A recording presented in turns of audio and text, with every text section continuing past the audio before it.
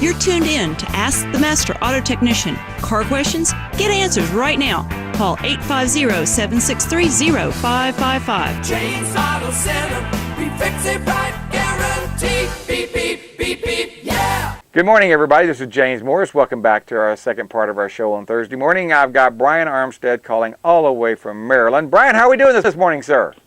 I am great, James. How are you today? I am doing great, sir. Now, I don't know how the weather is up there, but I know it's been beautiful down here. And I don't know if it's, I know y'all had that snowstorm a few weeks ago, Snowmageddon, I think that's what y'all called it. How's the weather up there now? Is it springtime or is it still winter? Well, we're looking for mini Mageddon tonight. Oh. We've got 3 inches forecast for tomorrow, but have no fear. No. You know, snowblower, shovel at the ready. Oh, my God. If we had 3 inches down in Panama City, Florida, it'd be a national disaster. We wouldn't know what to do.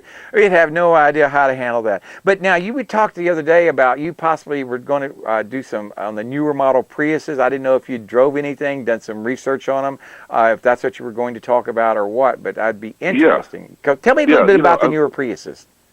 Well, the Prius has always been one of those kind of vehicles that you either love or you hate because it used to have styling that was pretty ugly, polarizing. But the bottom line about the Prius was that it always returned excellent fuel economy. It's always been a very safe car, and it's always been very, very stone cold Toyota reliable. So, true. Previous generations, okay. Now it's Generation 4. Oh, and I got to tell you, this new Prius, James, is better than it's ever been. And now I put it on my fan list because this is actually a car I would buy. Wow. Now, you got to understand that with gas being under $2 a gallon, you have this emotional want needle. And it kind of shifts people towards vehicles that they either dream about or vehicles that they need. But when gas prices drop, fuel-efficient cars their sales tend to drop off a little bit. But you should look at this new Prius as more than just a fuel-efficient car.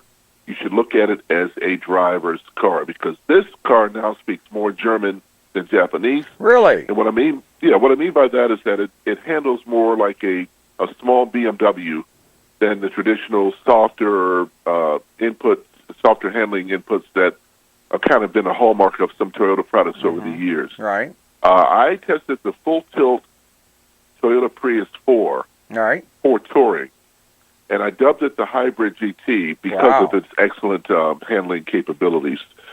Now, we had a chance to drive this car out at the El Toro Air Base. It's the former Marine base out in California, and they did something pretty unique, James, and I think you'll enjoy listening to this.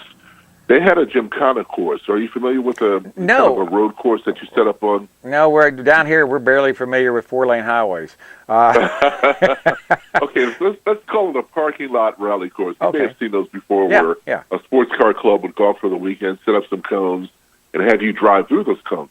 Well, Toyota did that for us with the old generation, the previous generation, Gen 3 Toyota, the hybrid, the Prius, and the new generation Prius.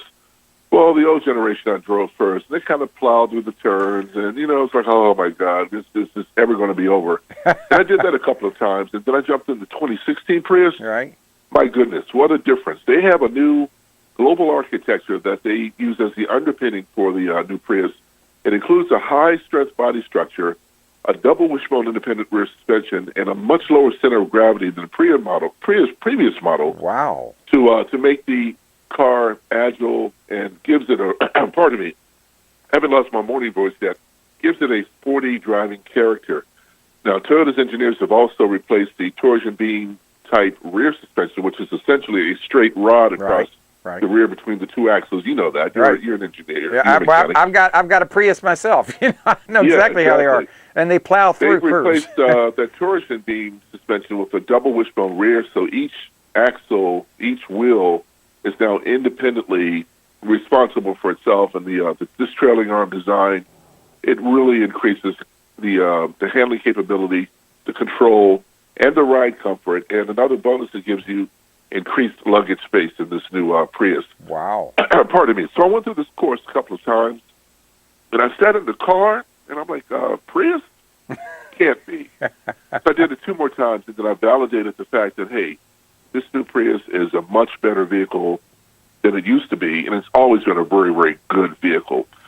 So, inside you get the typical things that you expect from a Lexus instead of a Prius. Right. It have like a charging tray for your iPhone. I'm sorry about that. That's okay, man. It's early in the morning, It's entitled to that. Charging port for the iPhone, bi-LED projector low and high beam headlights with LED accents, smart flow climate control system with a pollen filter, which is really great for the D.C. area, New York area, where you have a lot of pollen in the air. Yep. It's got a 4.2-inch mid-information display with customizable screen, so you can basically set the screen up to monitor your energy use, your eco score, which means that you're driving really green.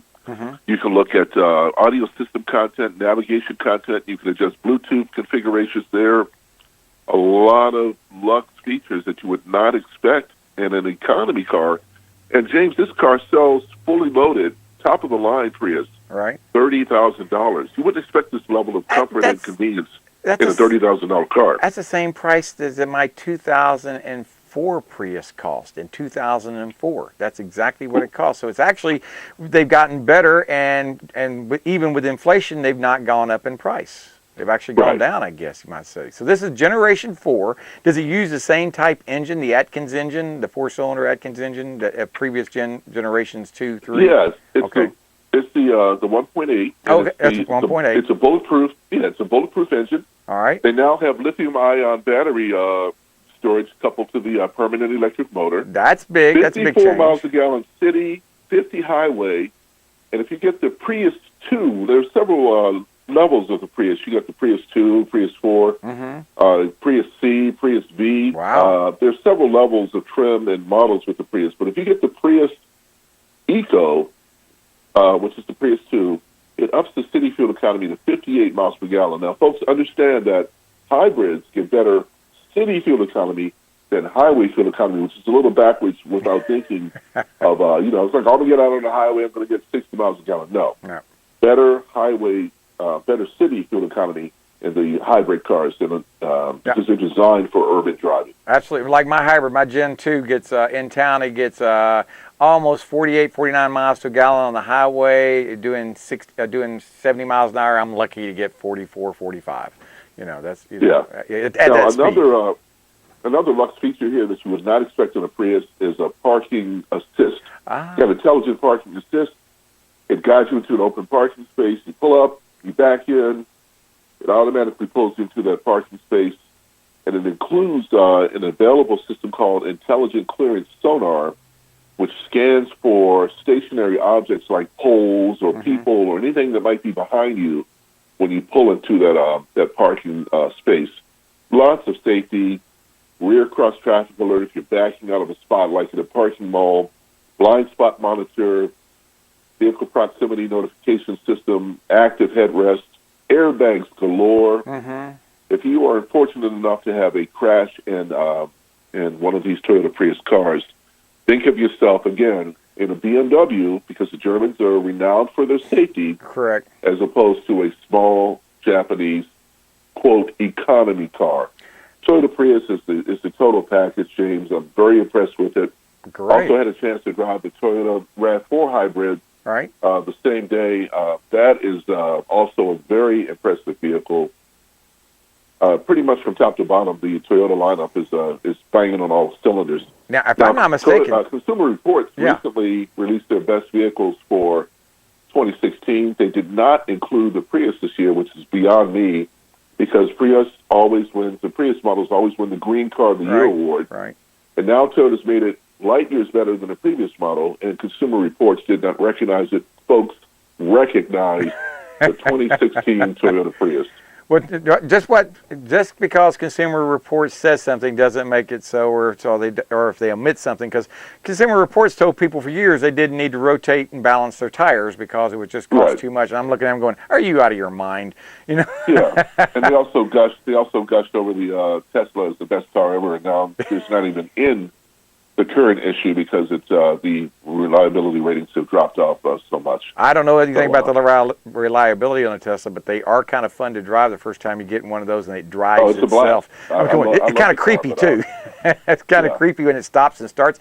And what really drove me crazy on the Tesla, or not crazy, upset me kind of, was it turned on the turn signals and passed a car, and then came around the car and did it all on its own. And I'm freaking out, going, this car is going to wreck. But it did it so, I mean, I think it's got like 8 cameras on or something like that. But it's fantastic. Now tell me about the Prius. Does it have cameras on it as well to see what's going on for your like laser radar or on the parking? You know, you're talking about it does parallel parking on its own now. Is it using cameras? Is that how it works? Or yes, the Toyota Safety Sense package, the pre-collision system with pedestrian detection, pardon me. All right.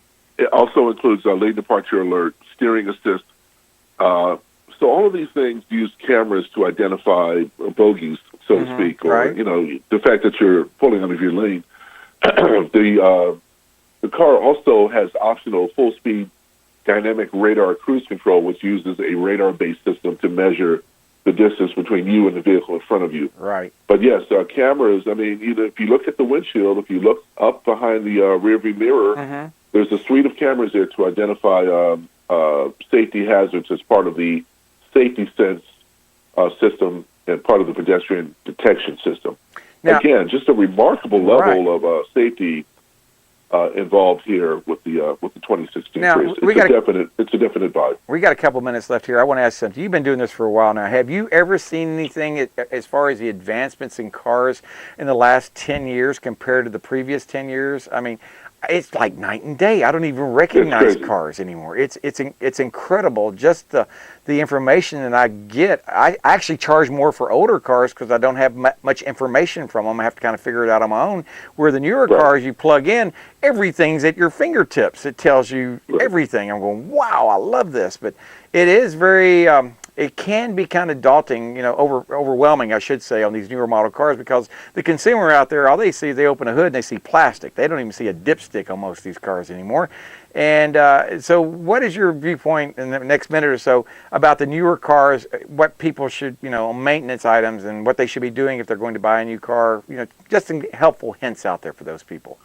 Well, I mean, you have to do your research, of course. And if you go to any present website from a manufacturer, because we're talking Toyota, if you go to the Toyota website, you know, you've got comprehensive information and you can actually compare models. Do your research, find out what's the best vehicle for you. Don't buy cars. We talked earlier on about, you know, that emotional want needle. Don't buy a car that you want. Buy a car that you need. That's true. If you have a family and you've got little kids, then a Mustang is not the best choice because trying to get those seats back in the back seat of a Mustang aren't going to work for you. True. If you drive long distances, then maybe a hybrid is best for you. If you drive cross country, maybe an S-Class Mercedes or a big BMW, if you want luxury, is the best choice for you.